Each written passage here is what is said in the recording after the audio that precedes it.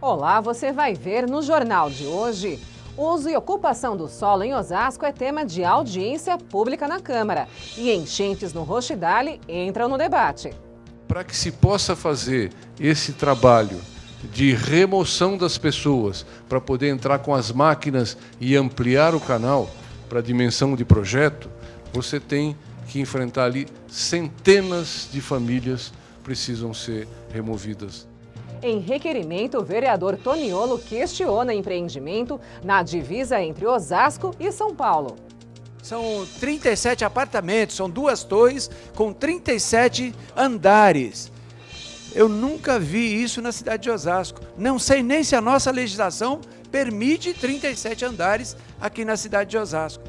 Soluções tecnológicas a serviço da cidade. Veja na entrevista exclusiva com o vereador Ralph Silva. Me chamou muita atenção a parte dos semáforos inteligentes. Eles mesmos desviam o trânsito num eventual acidente ou num excesso de trânsito. Ele abre mais um farol do que o outro, um sentido do que o outro. E Osasco monitorada. Prefeitura inaugura na quarta Centro de Operações Integradas. É agora no Câmara Notícias.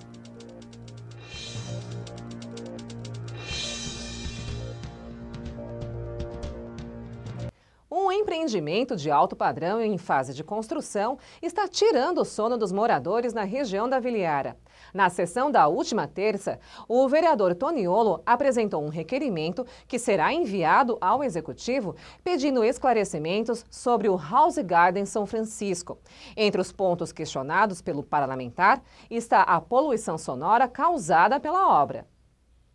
Eu vou aqui me ater num requerimento mais importante que eu entendo que cumpre esta Casa de Leis, que é requerendo à mesa, observadas as formalidades regimentais, que seja enviado ofício ao Executivo Municipal solicitando informações da Secretaria de Habitação e Desenvolvimento Urbano sobre uma edificação atualmente em fase de construção denominada de House Garden São Francisco, ali na rua Dr. Paulo Ferraz da Costa Aguiar, número 100, Viliara. Aqui, nós entendemos que é número 100, Viliara, mas em momento nenhum a empresa se digna a apresentar como sendo dentro de Osasco esse empreendimento. Ele diz aqui que é número 100, Vila São Francisco, ou seja, nem isso eles estão respeitando na nossa cidade, denominando ali, creio eu, salvo o melhor juízo, que é essa nosso pedido de informação, se aquele imóvel pertence a Osasco ou pertence a São Paulo. Porque não podemos admitir que a empresa venda apartamentos de alto valor, de alto padrão, são 37 torres. São 37 apartamentos, são 2 torres com 37 andares. Eu nunca vi isso na cidade de Osasco. Não sei nem se a nossa legislação permite 37 andares aqui na cidade de Osasco. Então, eu estou fazendo aqui, e peço o apoio dos meus colegas vereadores, nós estamos fazendo o seguinte questionamento. Esse imóvel, ele está localizado no município de Osasco?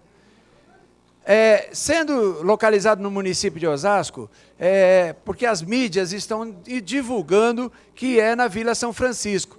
Esse bairro pertence ao município de São Paulo, então não poderia ser dessa forma. Se confirmado que pertence a Osasco, o Executivo poderá exigir da incorporadora ou a empresa que providenciou as mídias que corrija essa informação equivocada?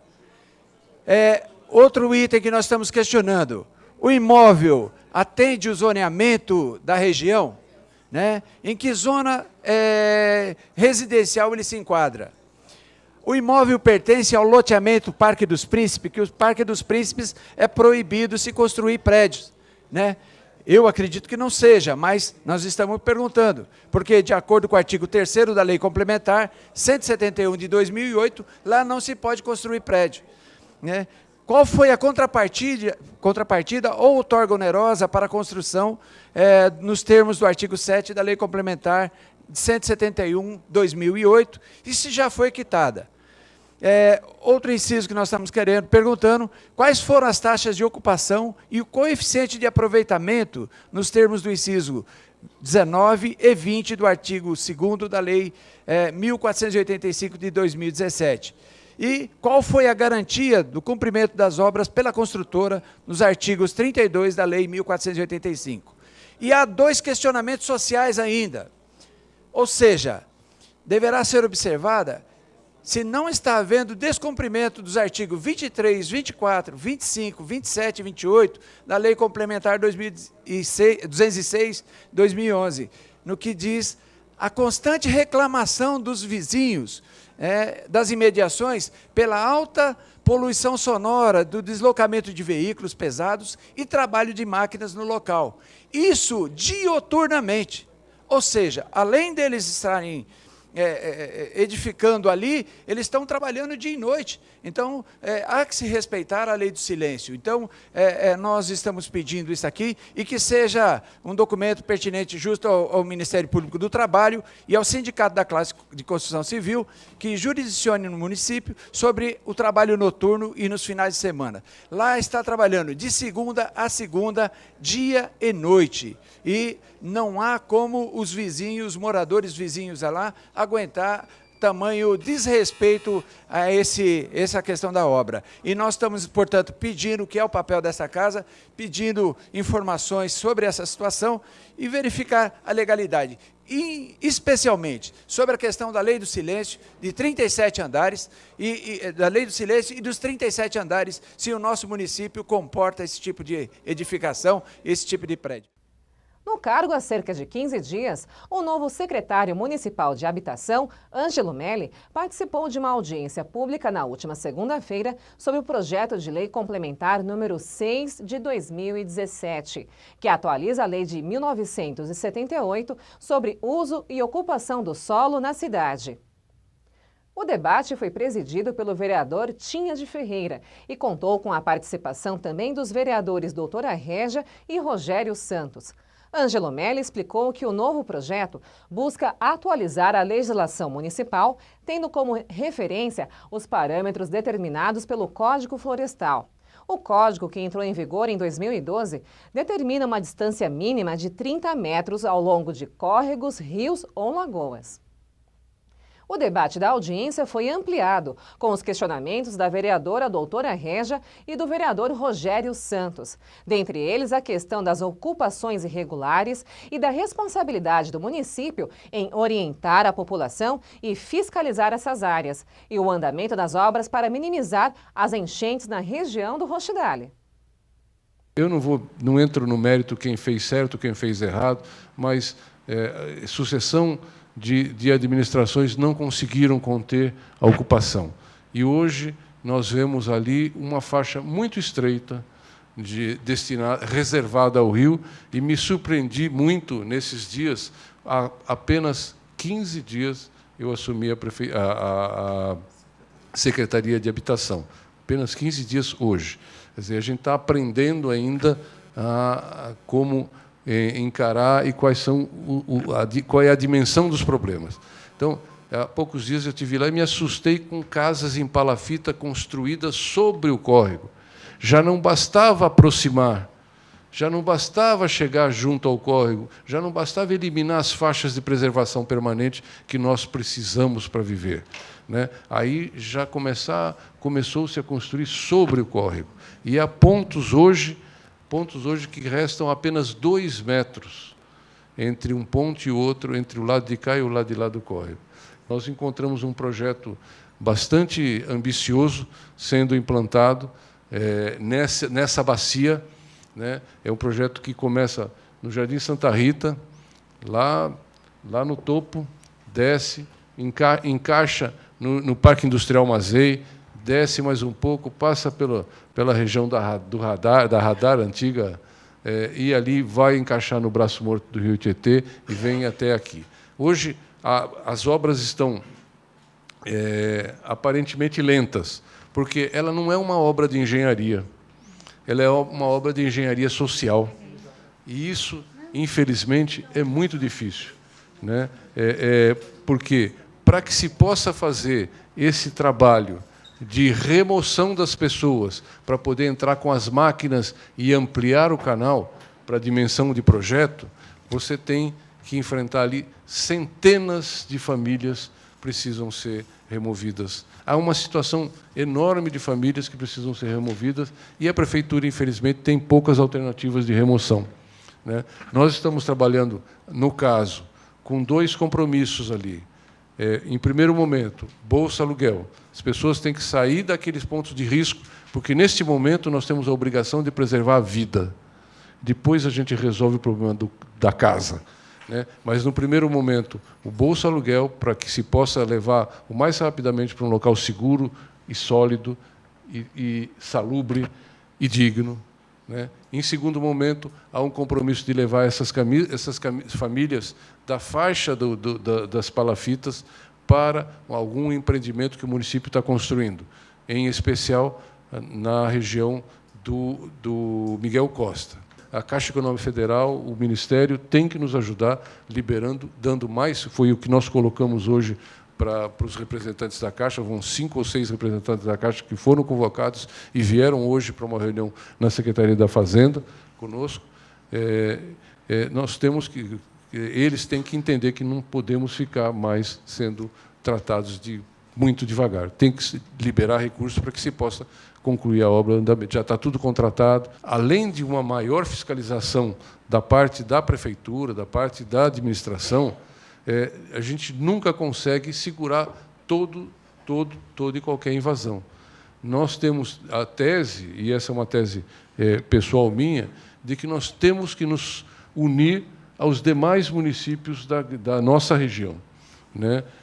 Eu tenho a felicidade de ter passado os 10 meses, os primeiros 10 meses no município de Carapicuíba e ter muito acesso com a secretária de Habitação de Carapicuíba. E também o secretário da Habitação de São Paulo, do município de São Paulo, não sei se vocês sabem, mas é um osasquense, né? É um morador de Osasco.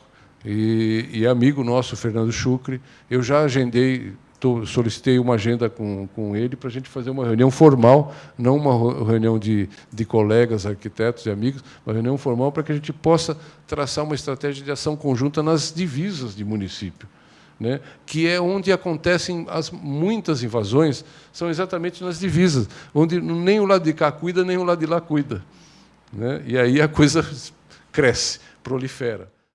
E a seguir no Câmara Notícias, soluções tecnológicas para cidades. Vereador Ralph Silva fala sobre feira Smart City em Barcelona. Eu fiquei muito impressionado com a parte de detecção facial das câmeras no combate à criminalidade. Eles estão bem evoluídos nesse aspecto e eu acredito que a gente vai conseguir implantar já no próximo ano aqui na nossa cidade. E palestra na Câmara orienta servidores sobre câncer de próstata. Da próstata, tá? E aqui com menos incidência. Então, por isso que no exame, que nós vamos falar sobre isso, mas é importante aqui mostrar, que o toque, ele é de extrema importância. Depois do intervalo, não saia daí.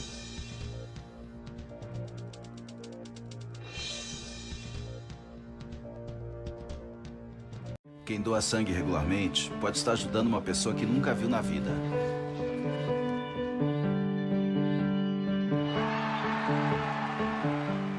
Ou alguém que acabou de começar a viver.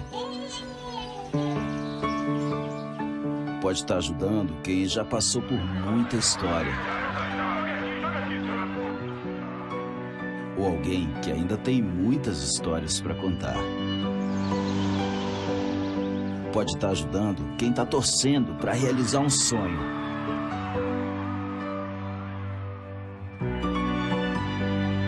Ou alguém que está torcendo para ser ajudado. Quem doa sangue regularmente pode até não saber quem está ajudando, mas sabe que está ajudando muita gente. Ministério da Saúde, Governo Federal.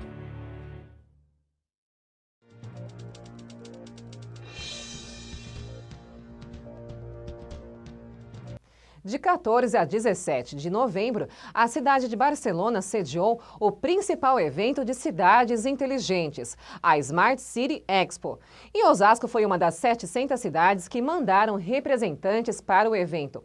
Acompanhando o prefeito Rogério Lins, o vereador Ralph Silva teve contato com inúmeras soluções tecnológicas em áreas como transporte, segurança e tratamento de lixo na feira e também fora dela. Confira agora na entrevista exclusiva. Dizer da minha gratidão por ter sido convidado por ele para estar acompanhando a Frente Nacional de Prefeitos. E foram diversas experiências que a gente teve lá na cidade de Barcelona. Com destaque, claro, com a visita ao Centro Ecopark, que é um centro autossustentável muito interessante. Lá a rede de energia elétrica não chega ao local, para vocês terem uma ideia, é um local afastado. É uma, assim, a grosso modo, uma central de tratamento, uma usina de tratamento de lixo. E lá, a parte que a gente foi visitar, que é a Ecopark 2, são 4 ecoparks, a Ecopark 2, ela cuida só dos materiais orgânicos. Então, eles colocam esse material orgânico para decompor por 6 semanas e durante esse período de decomposição eles geram um gás, monóxido de carbono, e desse gás eles retiram a energia necessária para fazer com que a planta funcione. Desde os tratores até a parte de guindastes, a parte de energia elétrica, a parte da administração, que engloba computadores, ar-condicionado. Então, muito interessante isso. Eles têm um poço de água também que é para um eventual incêndio, como as bombas lá são autossustentáveis também. É muito interessante a experiência que a gente teve lá e também é um objetivo nosso trazer para a nossa cidade num médio espaço de tempo, porque a gente tem problema com o nosso aterro sanitário aqui, que realmente já está superlotado. Então, eu acredito que em breve a gente terá novidades a respeito do lixo na nossa cidade. Cumpre salientar que Barcelona, mais de 30% da população participa da coleta seletiva de lixo, eles mesmos separam, e o lixo é recolhido por setores. Então, plástico, passa o caminhão que só recolhe plástico, material orgânico, passa o caminhão só de material orgânico, e assim por diante. A Ecopark 2 não era a menor nem a maior planta da Ecopark, é uma planta mediana, custou 100 milhões de euros, aproximadamente 400 milhões de reais. Ela tem um projeto de se autossustentar de 12 a 15 anos, ela se paga, e depois ela começa a gerar lucros. Então, mas eu acredito que é possível sim se unir no consórcio Oeste e todas as cidades da região. Até num médio espaço de tempo, a Ecopark levou 2 anos e pouco para ser construída. Se houver o recurso, com certeza, rapidamente a gente vai conseguir construir uma planta modelo aí para o nosso país, aos moldes da Ecopark 2. É importante também que a nossa população ajude reciclando o lixo, desde já, não é porque nós não temos a usina não, mas trabalhar na reciclagem do lixo também. Na parte de tecnologia, na Smart City em si, eu fiquei muito impressionado com a parte de detecção facial das câmeras no combate à criminalidade. Eles estão bem evoluídos nesse aspecto e eu acredito que a gente vai conseguir implantar já no próximo ano aqui na nossa cidade não só a leitura de placas de veículo furtado ou roubado, como também a parte de detecção facial para a gente combater a criminalidade. Me chamou muita atenção a parte dos semáforos inteligentes. Eles mesmos desviam o trânsito num eventual acidente ou num excesso de trânsito, ele abre mais um farol do que o outro, um sentido do que o outro. Também foi muito interessante isso. A parte de esses semáforos, eles avisam, inclusive, se queima uma lâmpada. É impressionante a tecnologia deles. Moscou é uma cidade que está totalmente, todos os semáforos são inteligentes. E eu já estou propondo aqui, na próxima semana, na nossa cidade, uma legislação que vai obrigar o executivo a comprar somente semáforos inteligentes para a nossa cidade. Então, devagar, paulatinamente, a gente vai conseguir com que a nossa cidade tenha todos os semáforos inteligentes. A parte de cirurgias, acompanhamento de cirurgias por vários médicos através de programas específicos. O médico não só assiste a cirurgia e dá opinião, como ele acompanha todos os parâmetros do paciente, consegue ver todo o prontuário, e acompanhar ao vivo de um outro lugar essa parte de cirurgia, dar uma opinião. Isso é muito interessante. Os softwares que já existem no Brasil nas redes privadas, que é para agendamento de consulta, agendamento de exame, resultado de exames e assim por diante, também existe lá na parte de rede pública, a gente viu isso.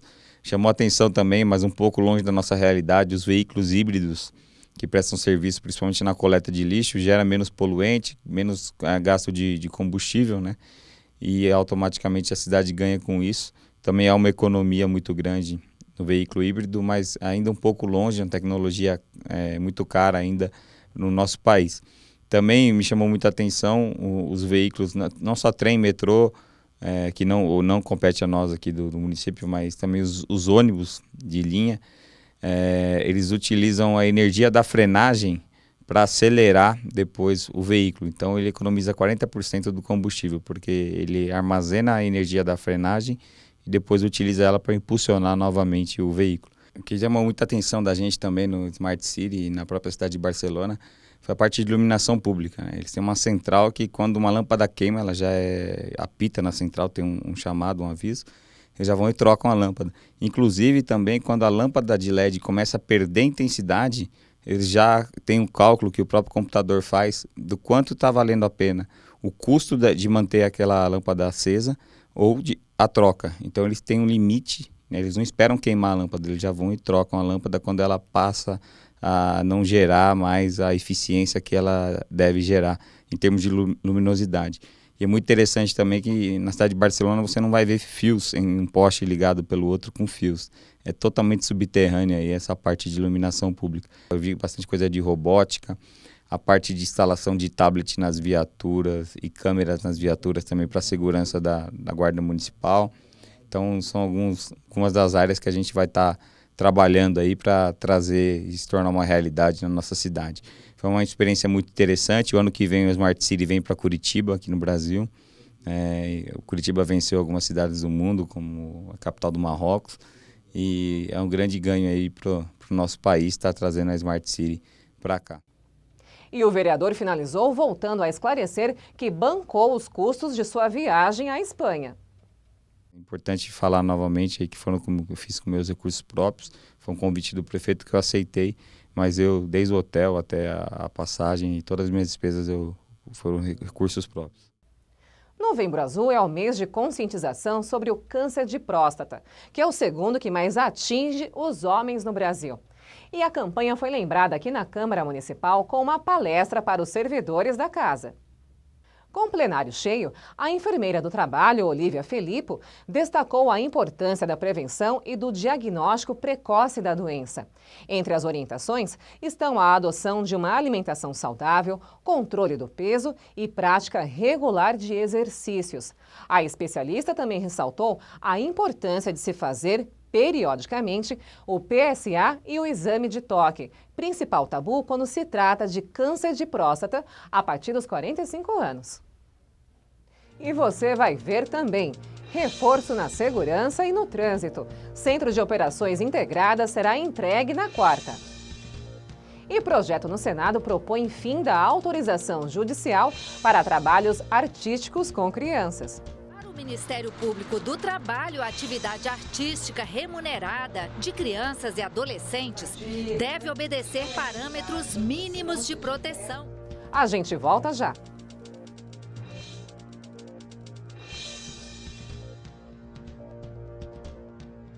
Vem pra biometria, vem, não pode faltar ninguém.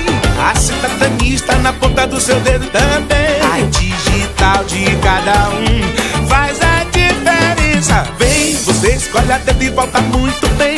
Por isso mesmo não pode faltar ninguém. Vem pra biometria, vem. Acesse o site da Justiça Eleitoral e se informe sobre a biometria no seu estado. Não pode faltar ninguém.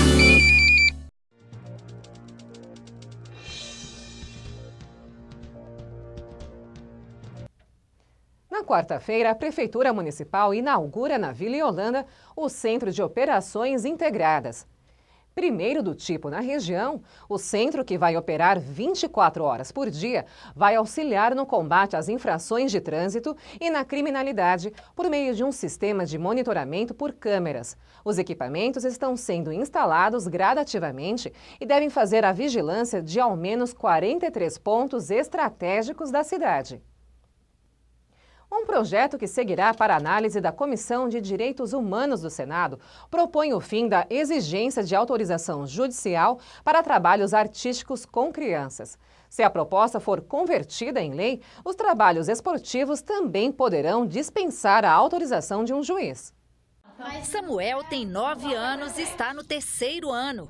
Desde os 7, faz parte da equipe de uma agência de publicidade e é chamado para fazer comerciais. Ele diz que se diverte, mas não pensa em seguir a carreira de modelo. A paixão é outra. Quero ser jogador de futebol. Samuel encara o que faz como um trabalho mesmo e acha que o melhor de tudo é poder comprar os próprios brinquedos. Sabe o que ele fez com o último cachê? Eu comprei o aquário. Eu economizei para comprar o aquário. Ele gosta dessa parte da situação, de ganhar um dinheiro e tal, mas eu acho que o ir lá e fazer para ele é bem divertido. Ele gosta muito de... Ele gosta mais é de ter que ir, fazer as fotos. O primeiro trabalho que ele fez, ele já entendia o valor do dinheiro, da moeda, e ele sabia que com isso ele poderia comprar as coisas que ele gosta. Então isso aí chamou mais a atenção dele. Os pais garantem que a atividade não atrapalha os estudos. Ele, particularmente, já é preocupado, então já pega as tarefas, pede para a professora, para não ter nenhum prejuízo na escola. Foi poucas vezes que aconteceu, mas acontece de ser no horário de aula. Mas não atrapalha ele não, porque ele tem rotina de estudo e tudo, então não faz muito, não pesa muito na rotina dele. A Constituição brasileira proíbe qualquer tipo de trabalho para menores de 16 anos de idade, a não ser em situações de aprendizagem a partir dos 14. Mas uma convenção da OIT, Organização Internacional do Trabalho, ratificada pelo Brasil, prevê a possibilidade do trabalho infantil artístico, como o que é feito pelo Samuel, desde que sejam atendidas algumas exigências. A principal delas é ter uma autorização judicial. O projeto que está em debate no Senado muda essa regra e estabelece que para fazer trabalho considerado artístico ou esportivo, crianças e adolescentes precisam apenas da autorização dos pais. Nós sabemos que muitos filmes, muitas novelas têm uma necessidade de ter uma pessoa pequena, uma criança em determinado momento. O que significa esse trabalho? Ele é artístico ou ele é um trabalho também? Para o Ministério Público do Trabalho, a atividade artística remunerada de crianças e adolescentes deve obedecer parâmetros mínimos de proteção. A procuradora Eliane Araque não concorda com a alteração da norma e defende que a autorização judicial é absolutamente necessária. O que deve prevalecer é o direito dessa criança e desse adolescente ao convívio familiar e social, ao lazer, né? Então, que esse trabalho artístico em que ele ou ela pode expressar um dom, né? E ter contato com todo um meio ambiente cultural, ele venha no sentido da sua formação e da sua proteção, e não o contrário. E o governo federal apresentou uma nova proposta de reforma da Previdência. O texto retirou todas as mudanças na aposentadoria do pequeno produtor rural. No prato principal do jantar dos parlamentares com o presidente Michel Temer, as alterações na proposta de reforma da Previdência apresentadas pelo relator Arthur Maia. A nova proposta retirou todas as mudanças na aposentadoria do pequeno produtor rural.